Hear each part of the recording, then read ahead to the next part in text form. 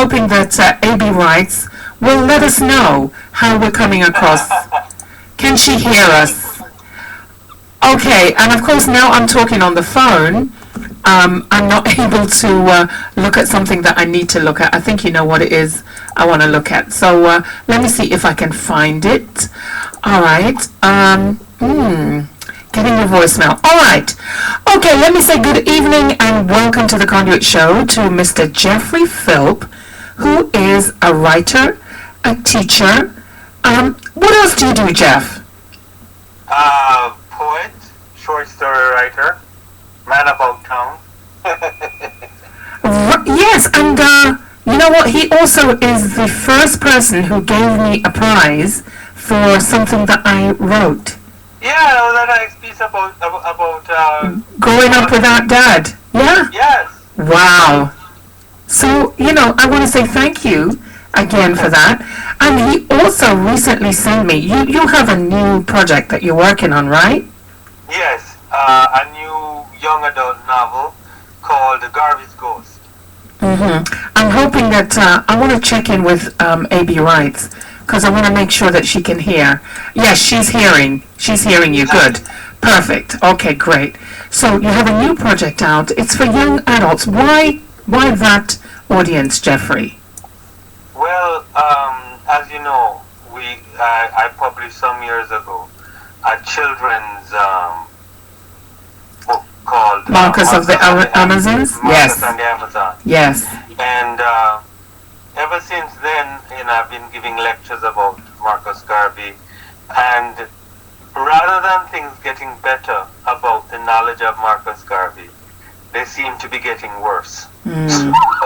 So the new novel is aimed at the young adult novel, those secondary school age children, and so I am hoping that I'll be able to tap into both markets, both the between the ages of between 4 to 12 and now 15 to 18. Right. Where is the book? Where is the book placed so that this demographic can get hold of it? Well, the setting of the novel is in Miami, and most of it happens in Miami. But there are a couple of key scenes that happen in Jamaica. Right. I was thinking more of, is it in all of the public libraries in Miami? No, we're just rolling it out now. In fact, you're the first radio interview that I've done.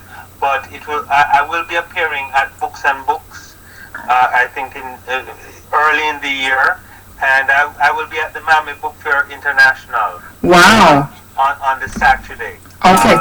Do you have the dates? Do you have the dates for that? I'm going to see if I can just scribble it down. I have it right here. Okay, so we can get to that later on. Okay. I want to say, Jeff, thank you for my copy of the book. I was trying to finish it so that we could have an intelligent conversation. Of course, that didn't happen. But I want to tell you that I wouldn't say that it's a young adult book, because I think adults of all ages could read this book and enjoy it. Nice. Yeah, because I'm really into it. It's just that I didn't really have time to get through it. But I'm loving what I'm reading, and you can tell that I've just started reading the book because you had me when you mentioned Pipecock Jackson. Oh, good. So, of course, I'm a great Colin Channer fan. Yes. So that reference to Pipecock Jackson just whetted my appetite, and I like the way you set up the story so far. So I'm not going to give too much away, but so the reason behind writing this book was, as you said, a follow-up to a children's novel that you'd written called Marcus and the Amazon, correct? Well, it was a follow-up in the sense of the subject matter, but really and truly, this book. I started writing this book. The first draft of this novel was written 20 years ago. Wow. I know there's another writer logged on in the chat room right now, AB Writes, so I know she's listening keenly, and she says she actually reviewed the book, Marcus and the Amazon, in the Caribbean Writer. Yes, yes. She did a very, very, very nice write-up of it, and very truthful. I mean, it's one of those reviews that I keep because she hit all the major themes. Wow. Hit all the major themes of the children's book. But So this one, Garvey's Ghost. It as I said, I started writing it 20 years ago. I wrote one draft, and at that time I had an agent, and we couldn't sell it. So I put it down for 5 years, and then I came back. It was like every 5 years I would come back at it. And then we had, when the Hurricane Wilma came through, and I rewrote it again with a kind of emphasis on the hurricane. At that time, it was called Zone of Uncertainty, because I was playing on the sort of cone of uncertainty that they used to call it. And then when Trayvon Martin died, I did the last rewrite of it, and that's the one that stuck. Wow, that's very, very interesting. And it's also interesting that this book now is released and is out there in the market at this crucial time when we know that there's been activity concerning Marcus Garvey and a push to have him exonerated. Yes. Sheron, they say nothing will happen until the right time. But I'm telling you, when you're actually going through it, I could have given up the third time after I rewrote this novel, but something just told me keep on doing this, Well, we know. I just kept on. This book is an act of pure faith. Do you think it's the spirit of Marcus Garvey speaking to you? Because I know you're a champion for Marcus Garvey, Garveyism, and you're not just a Johnny-come-lately. I would like to think that in some way the spirit of Garvey is using me in this time. That's what I would like to think. And especially when we see what's going on right now in terms of the weather and what Marcus Garvey said about himself, that you would see him in the whirlwind. And we know that... That was on the second rewrite when we had. I know you haven't gone to that part yet, but that was the whole purpose of the second rewrite. To incorporate. To see Marcus Garvey in the hurricane and what he said that So it's kind of bad timing now, but I want anybody who thinks about hurricanes, every time they think about hurricanes, I think they should also reflect on what Marcus Garvey said, that he would be coming back in the whirlwind upon the storm in the hurricane. That is how, just as how, well, my second book of poetry was called Hurricane Center. And hurricanes are such a central part of Caribbean life. And African life, too. And African life, because really, as Kamal Brathwaite pointed out to us from 1960, it's a dust from the Sahara that's being picked up in these hurricanes and being spread all over the Caribbean and into Florida, up into North and South Carolina. So, that is the real African diaspora you're seeing right there in the hurricane. The hurricane is a visible manifestation of the African diaspora, because the same winds that brought those ships to those Africans. It's the same path that the hurricanes take. It's the same path that the hurricane takes. Let me just tell you, digressing, which is what conversations do, they meander, but I want to tell you, having recently visited Ghana, Yes. and went to the Gold Coast, the Cape Coast, and also Yes. Elmina Castle Dungeon.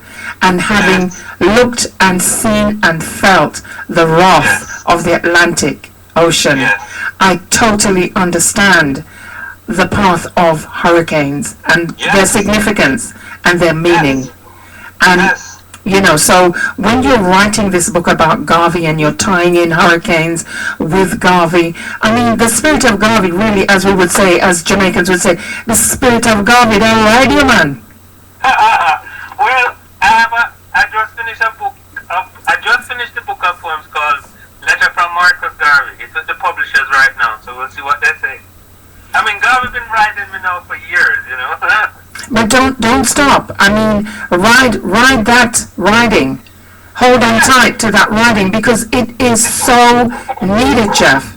It is so needed. Our children are growing up not understanding who Marcus Garvey is and the significance not just to African people, not just to Caribbean people, but to the whole world. Yes, yes. Because here's what I mean. I saw the people in the Black Lives Matter movement put out a reading list some years either about a year ago about that, and it didn't contain Marcus Garvey. I think now it has Marcus Garvey. But I dropped them a note early, and I said, you know, you're forgetting some very important person here. In fact, I put it as, you know, no one remember old Marcus Garvey, because as you know, the book is dedicated to Burning Spear. Burning Spear was A champion. was the man who yes, it was through Burning Spear that I first heard about Marcus Garvey. But we know also that Martin Luther King was also a champion of Garvey and mentioned him as being. But I didn't find that out until what, 20 years later. You see, all of these things are buried, are erased. Yes. Which is one of the themes of the book. You know, the erasure of black people and black history, which is how the whole Trayvon Martin thing came in. You know, the visible, and what we're seeing right now in these young black men being killed. You know, it's an attempt really to erase black people from the history and the life of America.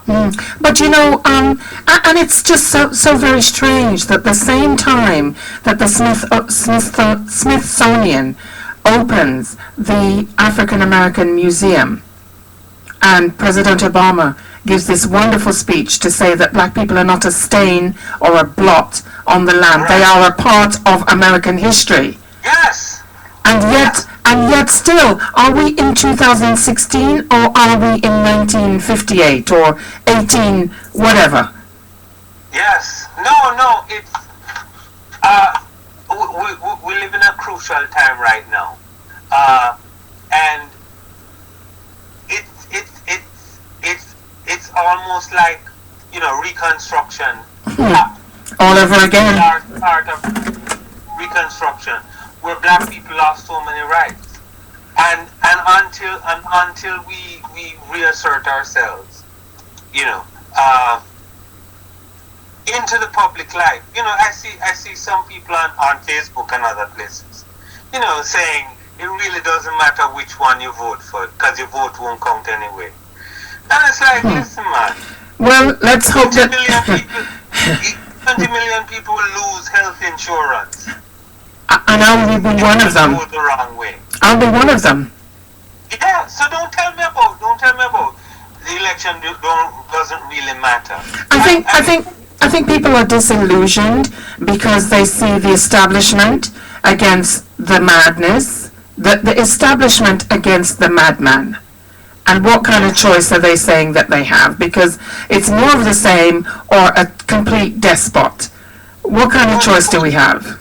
But here's the thing. We all voted for Obama in 2008, right? And 12. And we left him hanging 2010. Then we voted 2012 and left him hanging in 2014, right? Mm-hmm. He of himself can't do anything. And the crucial year was 2010 when the census was being taken. So they've now redrawn these districts. And we won't have a chance to redraw for another 10 years. For another 10 years. Yeah. But you see, immigrants are particularly wary of census, and they don't understand that it actually affects so much more, such a wider picture than the small things that they're worried about. And so I'm asking, where are the so-called leaders then? Sitting in their ivory palaces. Yeah, I mean, it's like I see the Congressional Black Caucus, and they turned over the vote to Hillary without even publicly demanding anything. Wow. At least they could have demanded an end to the killings of black people. They could have demanded, fair justice for those police officers who are accused. At least prosecute them. So many of them are not even being prosecuted. I mean, I've heard, and I need to research it. Here's a simple thing that they could have done. They could have said, at any time that any black person is killed, unarmed black person is killed by the police, we want that should automatically trigger a federal investigation. Yeah, but that's no guarantee that there's going to be a push for justice or... No, but you see, when the feds come in, when the feds come in, a lot of times, it's not the feds. They don't catch you straight out, it's when you try to cover it up. Well, we know that there have been many cover-ups in this latest proliferation of police on black. Because it's within the departments. And they cover it up, yes. And we know the prosecutor and the police have a very cozy relationship. So what I'm saying is when it automatically triggers Department of Justice investigation, people from outside. See, that is one of the ways. And that is a simple policy measure that you can put in place. Well, it's not too late. It's not too late, even though... But I mean, it, and this is why I said, I would give these lectures like last year. I mean, I gave a lecture. This next year coming up, I'm preparing a lecture called Marcus Garvey and the Prophetic Imagination. And the prophetic? Imagination. Oh, that sounds interesting. Where will that be, Geoffrey? And when are you coming to New York? Well, we're working on something for the new year. I have a new publisher called Carlong Publishers. They're out of Jamaica. Carlong? Carlong, Carlong. Sounds interesting. And we're planning something for New York in the new year. I'm really looking forward to that. Now, I know that you were born in Jamaica, Jeff. Yes. A lot of people may or may not know that. I'm not sure how many people know that you're one of the few writers whose work has been published in the Oxford Book of Caribbean Short Stories and the Oxford Book of Caribbean Verse. Now, when someone reads that, they think, oh my goodness, this is a toponoris writer. How do you dispel that tag and that label when you're speaking to your students, say, for instance? Well, I just let the work speak for itself, because every time I look at that blank page, I'm not a toponoris. I am just like everybody else, struggling to fill that page with meaningful words. And for 20 years, this is the thing. I've not been like a big time celebrated writer. That I don't think it would have gone to my head, but just in case it could have, I think this is why judges say, make the boy, make him suffer a little. By the sweat of your brow you shall eat, or by the sweat of your pen? Yeah, You shall eat bread? Yeah, make him suffer a little, you know. But we know. Right now, I'm really reaping those from, because people know that I write good short stories, and they know I write good poems, and that is, Well, in the end, I can also I say, would like to be known as a person who knows was a good writer. craft. Yes, Yes. inside out. And you are a good writer, because Garvey's Ghost, I mean, as I said, I just started reading the book. I think I've read like 25 pages, if that. And it's definitely, I don't think it should be targeting young adults. I think everybody can get something out of the book. I know I'm getting something out of the book. I want to ask you, who is Jacob modeled after? Well, Or is it a composite? I would be. He might get vexed with me, but yes, a little bit of it is Colin Channon. I picked that up straight away too. A little bit of it is Colin Channon. That sort of daring, that kind of Bodacious. Charming recklessness. That bodaciousness. Yes. I love it. I love it. Colin even posted a picture of me and him from 20 years ago. Wow. And Wow. we posted a book today on Facebook. He didn't even know I was going to be on, but Oh, wow. Oh, my goodness. So, let me ask you. Calabash was this year, so it's not taking place next year. no. Are you making plans to be in Jamaica for the next Calabash? I think that would be awesome. Yes, well, one way or the other, either as an invited guest or As a visitor. or just plain old, me audience member. I have to make Calabash for the next one. This year I was making a transition. I was a chairperson for like 12 years at the college where I work, and I was making a transition from. I'm back in the classroom now. I had to tie up a lot of loose ends and making sure that everything, was in tip-top shape before I left the position. Oh. So I wasn't really, and even now I'm still getting emails to say that I need to approve this budget or that budget, and I'm like, look. I don't do that anymore. I don't do that. Yeah. Does teaching creative writing, which you're back at Miami-Dade College? Yeah, well, I never left. Wow. How long have you been there, Jeff? 30 years. My good, but you don't look older than 40.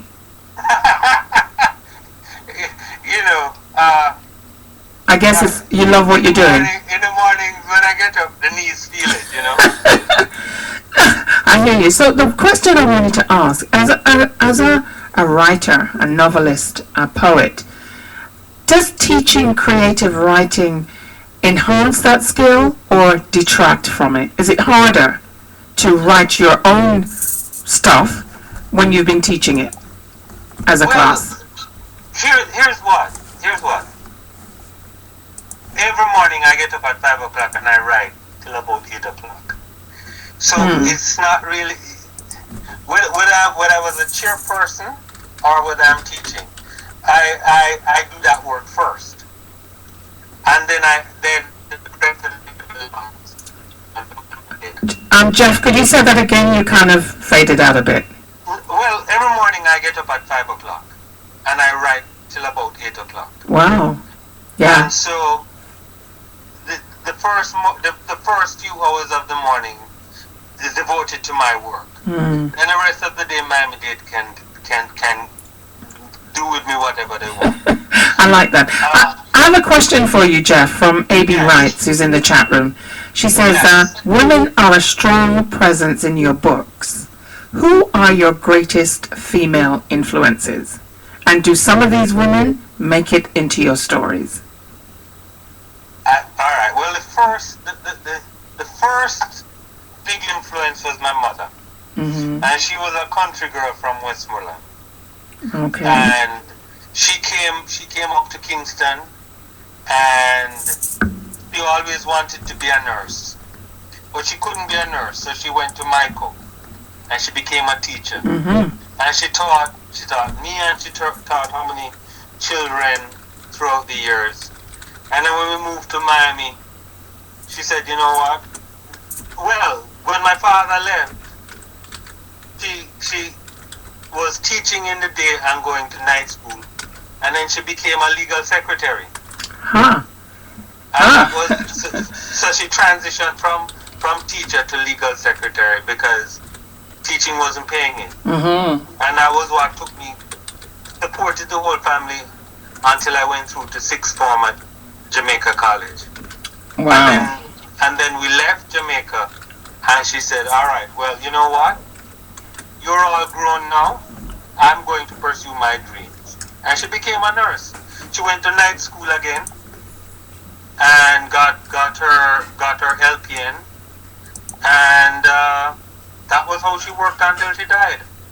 Goodness, so she was reinvented herself and raised her family and gave you that grounding in that love of learning. Yes. No, I mean, like in the summers, when I wanted to go out and play, first I had to go read David Copperfield and Oliver Twist. Great books. Great books. and then I could go out and play. But I would have, and it's not like I hated it, because I was always reading. But when your friend called in, Jeff, come and go play some ball, and you have to be there reading Oliver Twist. It's not fun. But so she's number one. And then I would say all of my other aunts. There's not one weak woman who was around you. No, I don't. The men may be fanky. But no. I'm sure your sons wouldn't want you to say that. No, I'm talking about uncles. Oh, okay. And I said maybe. So the women were the strong ones. The woman, the Lumleys from Barney side, Westmoreland. They're almost like what. Well, Garvey used to say it. Garvey said he wished he had more women in the movement because he wanted more backbone than wishbones. Talking about Oh, wow. Yeah. Yeah. No, because the woman, including his second wife. Well, Amy Jacques? Yeah. She was, she was not a little woman. I mean, she was small. But in stature, but not in bearing and... Let me tell you, that woman was a warrior. And moving him forward, yes. I don't think he would have achieved what he did achieve without her in his life. Without her? Yeah. No, because she put together, to a certain extent, she created the Marcus Garvey that we have now. Because all we have left of him is the philosophy and opinions of Marcus Garvey, right? And she crafted that document, that canon. It is a canon, yes, isn't it? Yes. But she went in and she took out the places that people might have thought offensive, and she crafted that. Like how Nancy Reagan groomed Ronald Reagan into that the president, that people fell in love with. Yes. Amy did that for Marcus Garvey. That's just my opinion. I tend to agree with you. I really do tend to agree with you. But the conundrum that we face now, Geoffrey, in terms of, because I know you are a strong Garveyite, it's to educate the world about this man who I don't think there's ever been any like him. Never. And I don't know that there ever will be. Never. I was telling interviewer the other day, about 2 years ago, I began I began studying what is called semiotic theory, which is the theory of signs and symbols and everything else. Mm-hmm. And I preface it by saying every time I think that I'm breaking out into a new area, I find that Garvey was there before me. So I'm studying semiotic theory and da da da da da da da da, and suddenly it dawns on me. Garvey with the flag, with the Declaration of Negro Rights. That is all semiotic theory. He gave us a visible sign of our pride and our coherence and everything else with just a flag. With Garvey dressing up like in the plumes and the four Governor General hat, in the uniforms and everything else. Black people had no visible symbols of their pride. Well, he does say that, black people must have their own symbols, must have their own heroes, and people that they celebrate. Right, but that's what I'm saying. So here I am thinking I'm breaking out into something new and wonderful, and then I suddenly realize Garvey he didn't have to study. The man is just a genius, and this is what genius does. He just reveals to us things 100 years ago that we're only finding out now. Yes. And putting it into books. Garvey instinctively knew, followed this, and diagnosed the problems of black people and said, here is the solution. Why do you think that we're not getting that message, Geoffrey? Well, again, like I said, the young people, they don't know about maroons, right? Mm-hmm. They don't know about basic history. And I said, the Black Lives Matter movement, yes, they've made some strides. They're a now movement, but they're not looking at the history. They're not looking at the foundation. But if you don't have, if you don't look at your past, how are you going to know where you're going? Well, that is what Garvey was talking about. But again, you can always react to situations. But if your actions are not grounded in a philosophy, which is why again he called it philosophy and opinions, then what happens is you don't have an intellectual basis to go forward. Yes, to deal with every situation. Right. Because so I think it's like you're endlessly reactionary, and therefore you can't put forth anything positive. Which is why, like I said, I came up with the acronym RESPECT, Garvey, meaning if our actions are based on redemption, education, self-reliance, purpose, entrepreneurship, community, and tradition. Those are 7 principles that I've learned from Garvey. That if you put them on the individual level, and if you put them on the community level, they will always work. Because can you please repeat those principles again for me? Because I'm writing them down. Redemption, education, self-reliance, purpose, entrepreneurship, community, and tradition. Gotcha. Now, if on an individual basis, right, or on a community basis, this is how you build now, right? So wow, you're dropping some knowledge on us right now. If you're gonna do anything, right, the first question you ask yourself is, how does this aid in African redemption? How does this aid in the community? How does this lift up my community? If it's not lifting up your community, then it shouldn't be enacted. Or a better question, is this real redemption within my community, or is it just a fake? And these are ways, like in the Bible where it says you must test every spirit. Yes. Well, this is a way how you can test something. Is this fake redemption or real redemption? Am I educating myself? Or am I educating the community? Am I being self-reliant? Huh. Right? Does this, anything that am I doing, is this purposeful? Am I helping entrepreneurship within my community, or am I being an entrepreneur? What about the community itself? And tradition?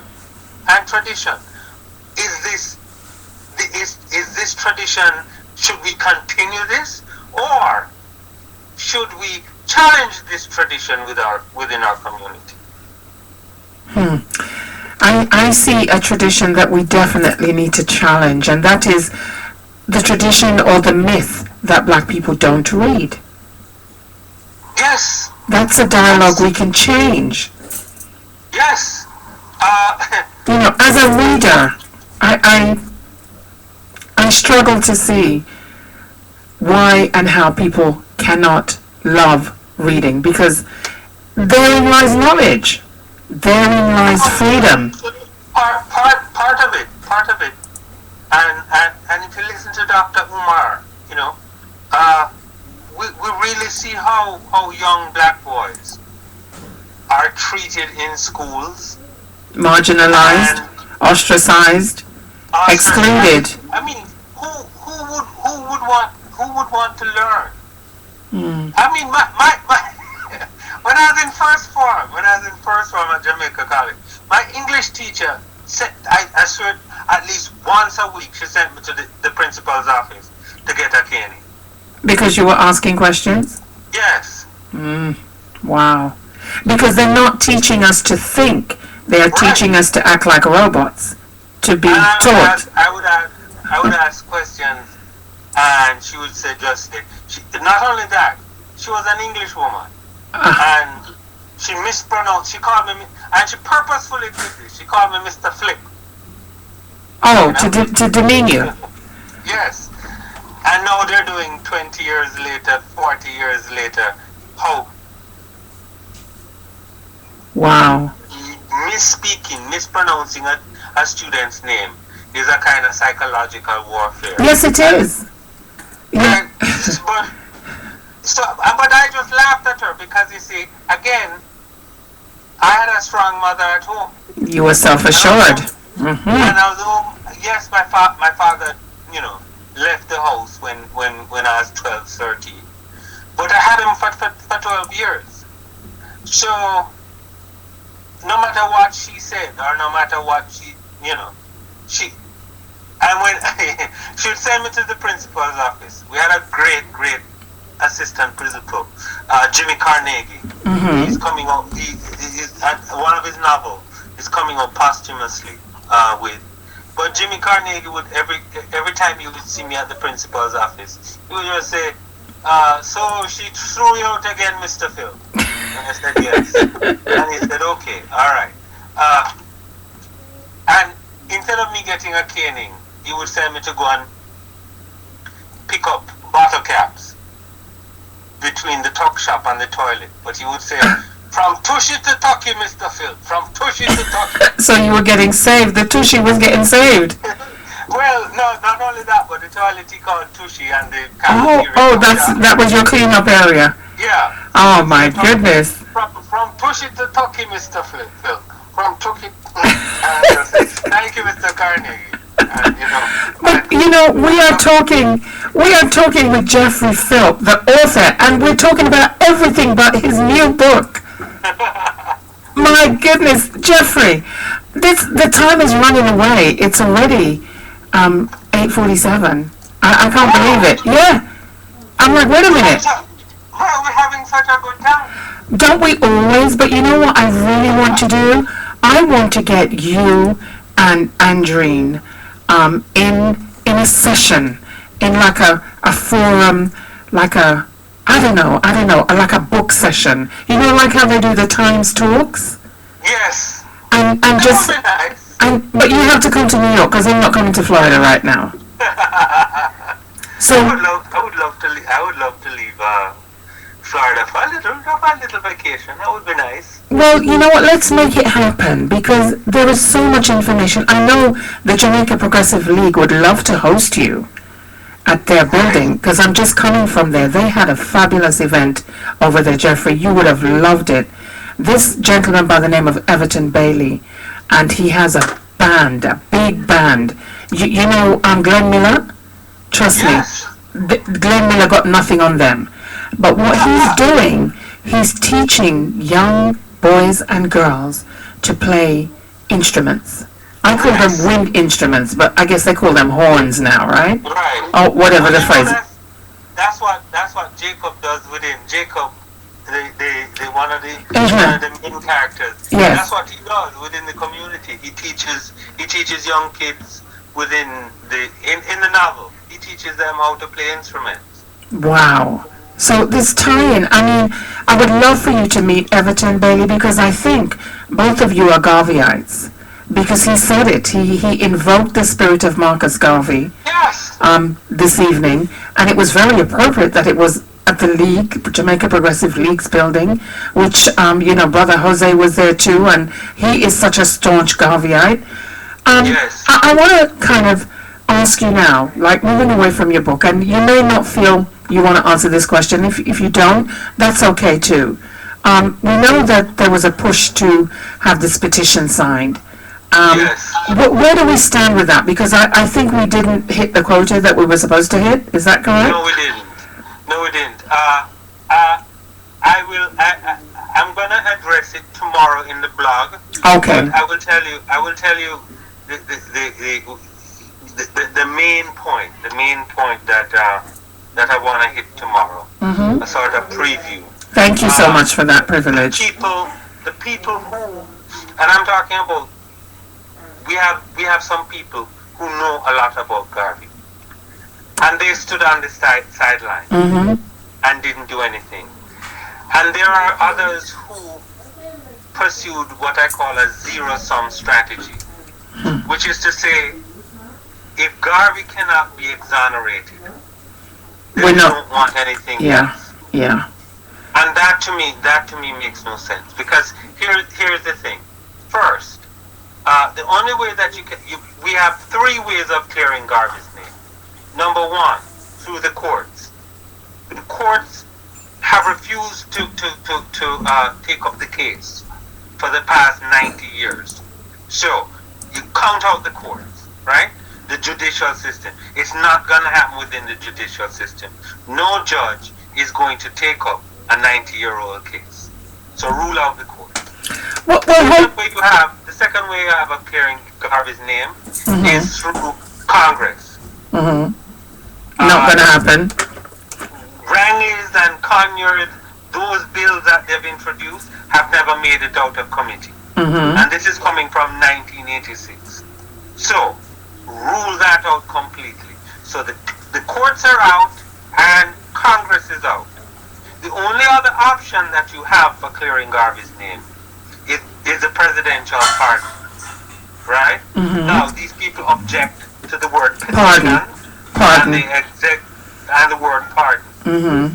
From what I understand, Dr. Garvey had asked that if this happened, that within the language of the presidential pardon, that the president would say, Marcus Garvey is not a criminal, but he does not have the power to exonerate Marcus Garvey.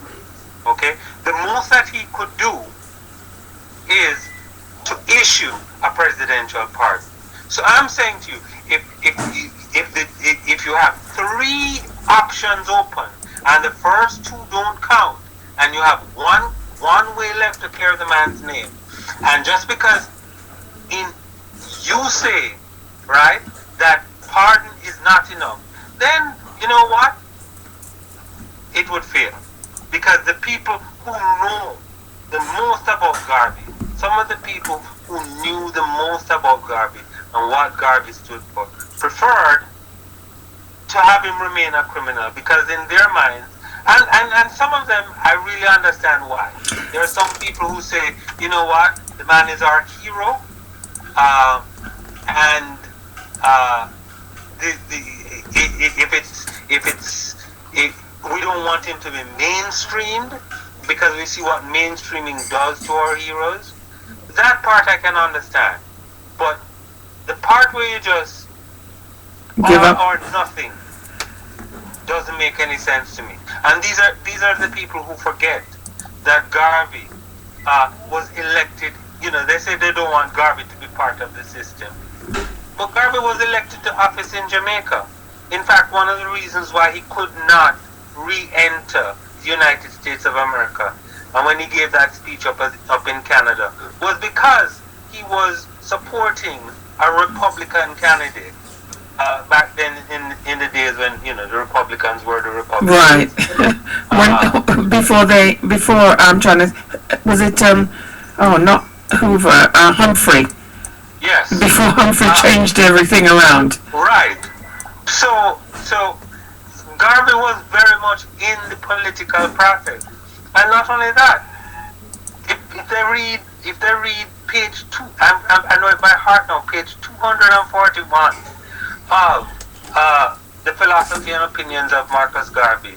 I'm talking the edition that Tony Martin put out. Mm-hmm. It says it very clearly there. Garvey says he's applying for a pardon. Page 241.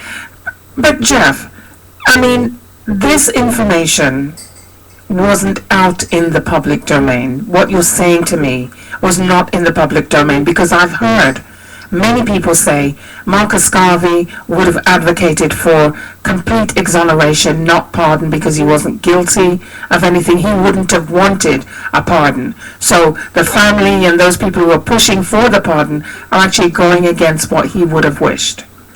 Well, the people who are saying the opposite, as I said, page 241. Okay. Right there. I just wish. Right there. The other thing I wanted to point out to you is that another colleague and friend of mine, Habti Selassie, I don't know if you've heard of him, I tagged you in a post that he made where he said, let's get the Innocence Project involved to look again at the case of Marcus Garvey and his wrongful conviction and incarceration, and bring it up to the courts using that method. Well, but what I'm saying is the courts have Justin Hansford, who is Julius Garvey's legal counsel. Mm-hmm. And Julius Garvey, of course, is Marcus Garvey's son. So many times that the courts are unwilling to open the case. No judge is going to touch that 90-year-old case. Unless they're forced to, perhaps. What is going to force them? The groundswell of opinion. Courts don't have anything to do with opinion. But aren't judges elected? Unless you're going to target one specific judge. The Supreme Court? That's what I'm saying. That the whole court judicial system is unwilling to touch it. Well, you know, the never before had the Supreme Court made a ruling as to who won an election. So. Well, but here's what: the pardon. If you start with the pardon, then you can then move to the judiciary. Mm-hmm. But you have to have a crack somewhere. So is it too late for this petition now? I don't know, because I was a foot soldier in this, and I will continue to be a foot soldier. Mm-hmm. So I wasn't really the driving force in this one. Mm-hmm. I was fully supportive of it. I am fully supportive of all. But I think what happens, and this is a valid point, that the media and the different areas, social media and otherwise, didn't get on board. I don't know if they were not approached, if they didn't have a mandate. I don't know. These are the other 2 points that I was making. Number one, we didn't have an overall digital strategy, right? Mm-hmm. And number two, there wasn't any engagement of grassroots people, grassroots organizations. There really wasn't. And the third one was, it was really too much, too little, too late. Absolutely. And also what was confusing was the proliferation of petitions and means to register your consent or your agreement. First there was the letter, then there was one petition, then there was Justice for Garvey. So it was a bit confusing. Right. Well, Justice for Garvey was the official site, Right, where people could get information. right. But again, what this lacked was, I would say, because it was Support. primarily digital, was an overall digital strategy to engage the millennials and those who are computer savvy. We did not have that, and so that was definitely one. But the big four, as I said, the big four that I'm going to write about a bit more. In the number blog. One, no overall digital strategy. Number two, a failure to engage real grassroots Garveyite organizations. Number three, too much, too little, too late from the big name celebrities, or so-called big name celebrities. And number four, the zero-sum strategy on the part of the Garveyites who were left, who really did not Jump on board the campaign. jump on board the Yeah, campaign. yeah, I saw And that.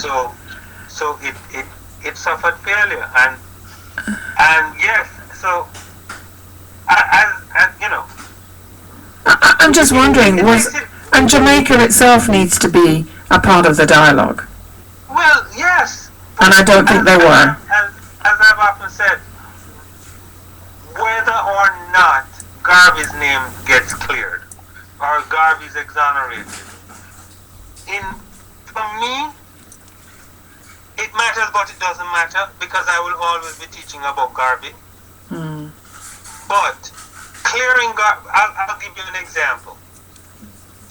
We wanted to name a street here in Miami Gardens after Garvey, right? And the minute we brought it up, people started to say, well, isn't he a criminal? Wow. And what I'm saying is, if we can clear that, it would take one more arrow out of the enemies of Garvey's Hands, yeah? their weaponry. So especially for people here in the United States who teach Garvey, who talk about his work, clearing his name helps us to better teach about, because the minute we say Garvey, there are always people popping up out of the woodwork. Isn't that a criminal? Yeah. That is a criminal. Yeah. So if we could, if we could just say, if we could just silence them on that part, because it leads you, once you start defending, once you have to defend, Then you deflated from your purpose. right, and it takes you off, and trust me, there are people out there who definitely do not want you to talk about it. We know this, and we know why too. But you know what, Jeff? It's 9:02 already. So another Conduit show comes to an end. I cannot thank you enough for the pearls of wisdom that you've dropped. I mean, I'm riveted. I'm just wanting more. So please let me know when you're planning to come to New York so we can put together a program. I'd love to have you in person, talking about your work and also about your passion, your passions, because I know you have more than one. That sounds good, Sheron. But thank you for being a guest on the Conduit Show. And thank you for always being there for me. Oh, you know what? Good work. You can't hide it, man. You have to promote it. All right, so walk good, and we'll talk soon. And I'm going to be checking the blog tomorrow. All right. I'd love to see what you have to say. Take care. All right, God bless you. God bless. Okay, so you heard there from Mr. Geoffrey Philp. Geoffrey Philp, as I plug in my bits and pieces. There's never enough time when Geoffrey Philp is on the line, because I could have continued this conversation for yet another hour, but my time is up. So you know what? I'm going to wrap it up just like this. I want to say thank you to everyone who logged in today to listen to Sheron P on the Conduit Show. Hopefully, Peter G will be back in the studios with us next Sunday when we're here again from 6 p.m. to 9 p.m. Eastern Standard Time, bringing you another edition of the Conduit Show. Not sure who or if we will have a guest next week. We'll see. But I will, of course, let you know. In the meantime, I'm going to take it away. You know what? Let me just... Ooh, what's going on here? I think I did the wrong thing. Hold on 1 second, people. I know you're trying to get out of here at 4 minutes past 9, but I want to play this track for you, since we're talking about Marcus Garvey. Anyway, walk good, and take care. See you next week, God willing.